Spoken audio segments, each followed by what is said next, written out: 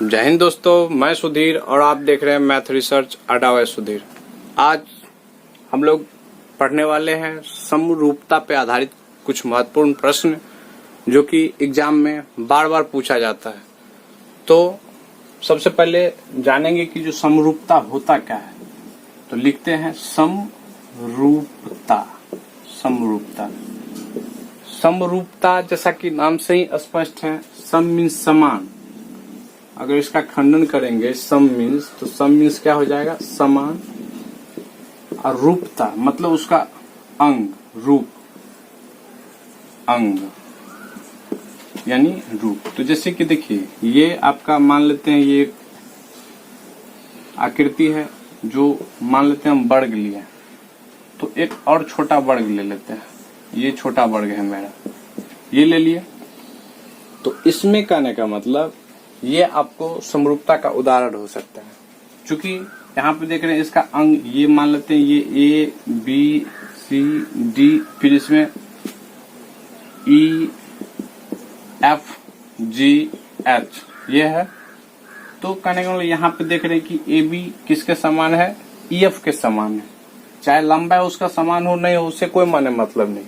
ये भुजा इसके समान है, फिर ये भुजा इसके समान है, और ये भुजा इसके समान, फिर ये भुजा इसके समान। उसी तरह से ये कोण इसके समान होगा, ये कोण इसके समान होगा, ये कोण इसके समान होगा, और ये कोण इसके समान होगा।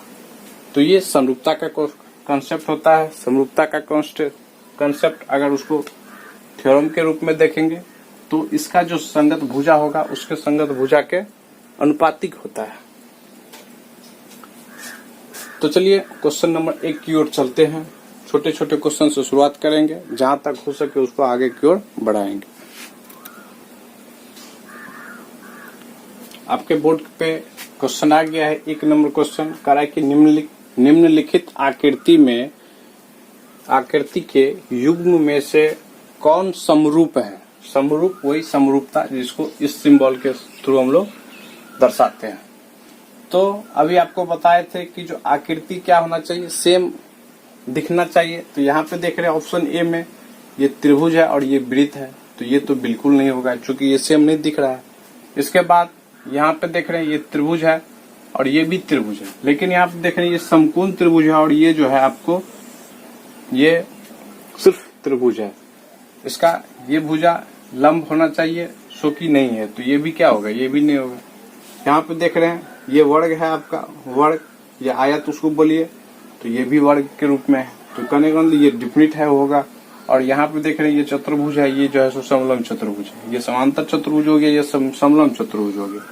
यानी इसका जो भुजा का मेल जो है सो नहीं खा रहा है, तो इसीलिए इसका आंसर क्या हो जाएगा? ये 1 का 3 हो जाएगा। इसके बाद दूसरे क्वेश्चन की ओर बढ़ते हैं। तो चलिए दूसरा क्वेश्चन लिखते हैं। 2 नंबर क्वेश्चन आपके बोर्ड पे है।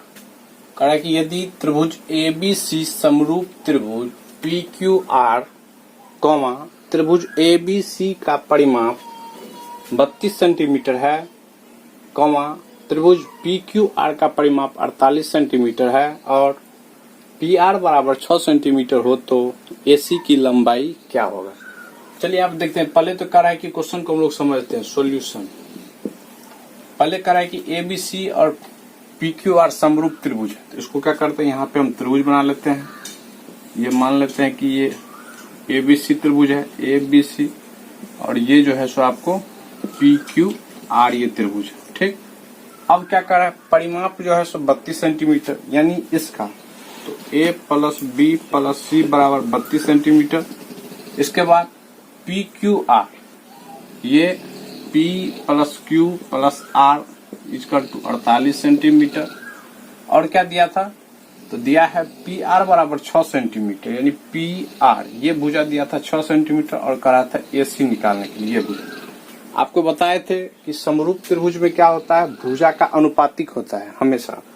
तो इसको ये भुजा निकालने के लिए क्या करेंगे, क्योंकि यहाँ पे 2 ठो परिमाप दिया हुआ है, तो परिमाप का अनुपात बट्टा क्या हो जाएगा? ये भुजा का अनुपात।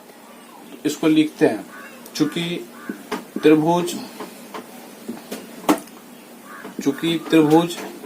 ABC समरूप त्रिभुज PQR आर हैं, इसीलिए क्या हो जाएगा, त्रिभुज ABC का परिमाप बटा त्रिभुज PQR का परिमाप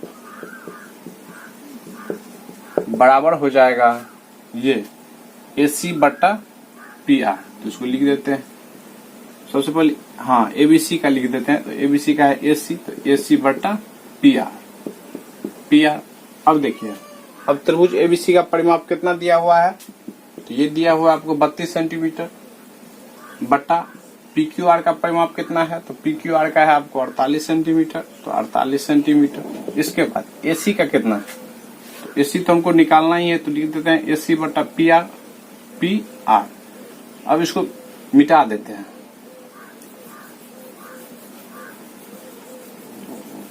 चलिए, इसके बाद क्या करेंगे, यहां से इसको कटाते हैं। AC का वैल्यू तो निकाला था, और PR था आपको कितना था, PR दिया हुआ था आपको 6 सेंटीमीटर। 6 यहां से कटाइए, 6 8 48, यानी फिर क्या करेंगे, 8 चौके 32, यानी ये हो गया 4 सेंटीमीटर हो गया आपको कौन चीज, AC का वैल्यू। इसी के साथ 3 नंबर क्वेश्चन की ओर चलते हैं। तो लिखते हैं 3 नंबर क्वेश्चन। चलिए, इस क्वेश्चन 3 नंबर क्वेश्चन को देखते हैं। 3 नंबर क्वेश्चन है, यदि त्रिभुज ABC समरूप, यहाँ पे समरूप त्रिभुज DEF हो, AB बराबर 4 सेंटीमीटर, BC बराबर 3.5 सेंटीमीटर, CA बराबर 2.5 सेंटीमीटर और DF बराबर 7.5 सेंटीमीटर, तब त्रिभुज DEF का परिमाप क्या होगा। चलिए, इसको फिगर के थ्रू देख लेते हैं हम लोग। ये है आपका ABC त्रिभुज, तो लिखते हैं ABC त्रिभुज। ये है त्रिभुज आपको DEF। इसमें देखिए क्या सब दिया हुआ है, AB दिया हुआ है 4 सेंटीमीटर, BC दिया हुआ है 3.5 सेंटीमीटर और AC दिया हुआ है आपको 2.5 सेंटीमीटर। और इसमें क्या दिया हुआ है, DF बराबर दिया हुआ है आपको 7.5 सेंटीमीटर, लिख दिए 7.5 सेंटीमीटर। तब कह रहा है कि त्रिभुज DEF का परिमाप, यानी इस त्रिभुज का परिमाप कर रहा है निकालने के लिए। इसमें भी क्या करेंगे, इस त्रिभुज ABC का जो परिमाप होगा संगत त्रिभुज DEF का परिमाप के अनुपातिक होगा। तो इसको क्या लिख सकते हैं, इसको लिख सकते हैं त्रिभुज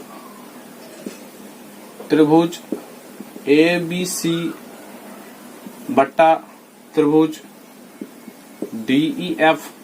देख लीजिए कौन कौन चीज अनुपातिक होगा, तो ये भुजा इसके अनुपातिक होगा, तो इसको लिख देते हैं AB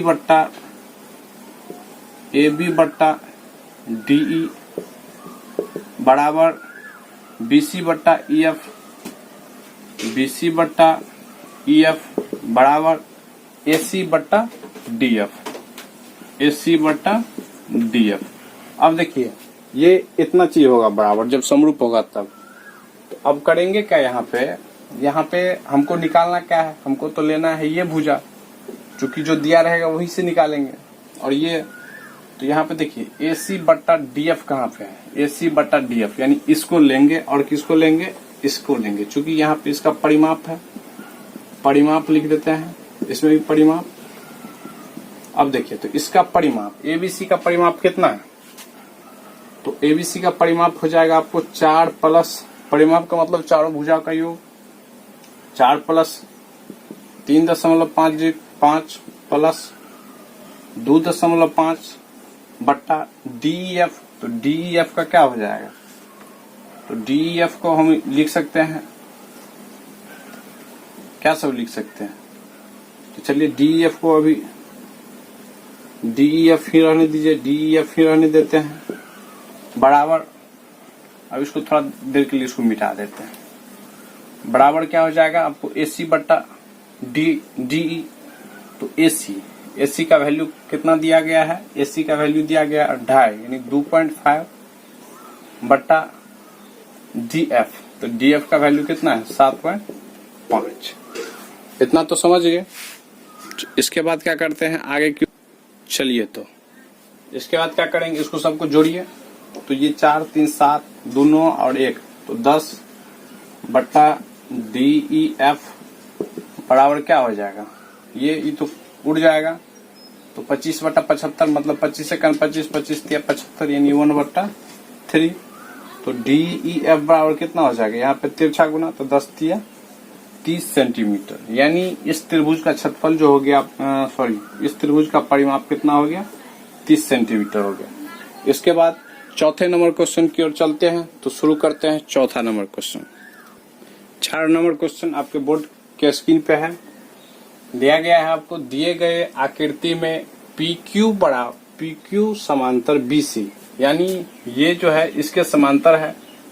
और यदि कह रहा है कि PQ बट्टा BC, तो PQ बट्टा BC बराबर 2/5 हो तो AB बट्टा BP, AB बट्टा यानी ये पूरा AP, तो AP यानी इतना बट्टा पूरा PB ये कह रहा है, PB का मान क्या होगा। चलिए इसको देखते हैं। यहाँ पे इसको सबसे पहले हम लोग चेक करेंगे कि ये त्रिभुज समरूप है कि नहीं। यहाँ पे देख रहे हैं कि ये भुजा इसके समांतर है यानी बराबर है। इसके बाद ये कोण दोनों में क्या है, उभयनिष्ठ है। तो ऑटोमेटिक ये हो गया आपको समरूप हो गया। तो लिख देते हैं त्रिभुज ABC समरूप त्रिभुज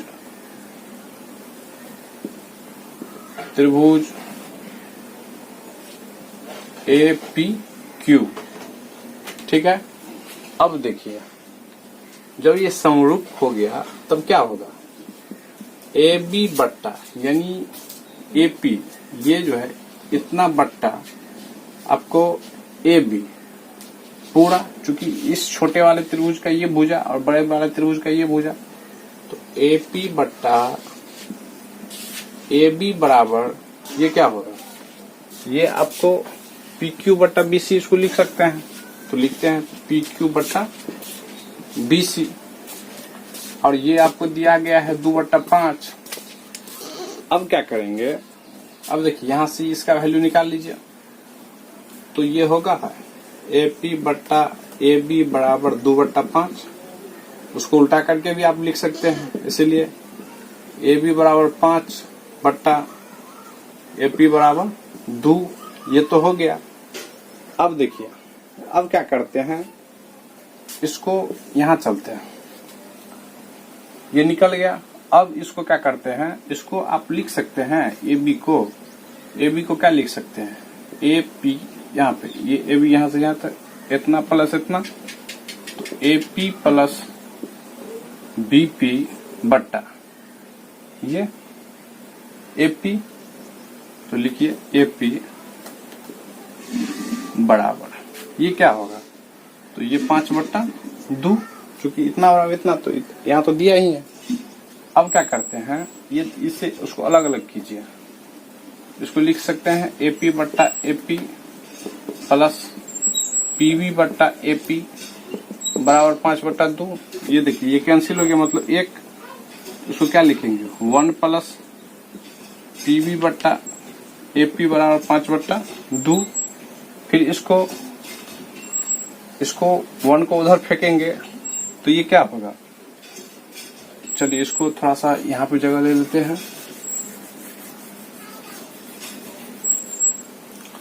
इसको लिखेंगे PB बट्टा AP बराबर ये हो जाएगा 5/2 माइनस 1। तो ये इसको घटाएंगे तो कितना हो जाएगा 3/2, यानी PB बट्टा AP बराबर ये हो गया 3/2। और आपको निकालना क्या था AP बट्टा BP, इसीलिए AP बट्टा PB बराबर 2/3। यही इसका क्या हो गया आंसर। इसके बाद 5 नंबर क्वेश्चन की ओर चलते हैं। तो लिखते हैं 5 नंबर क्वेश्चन।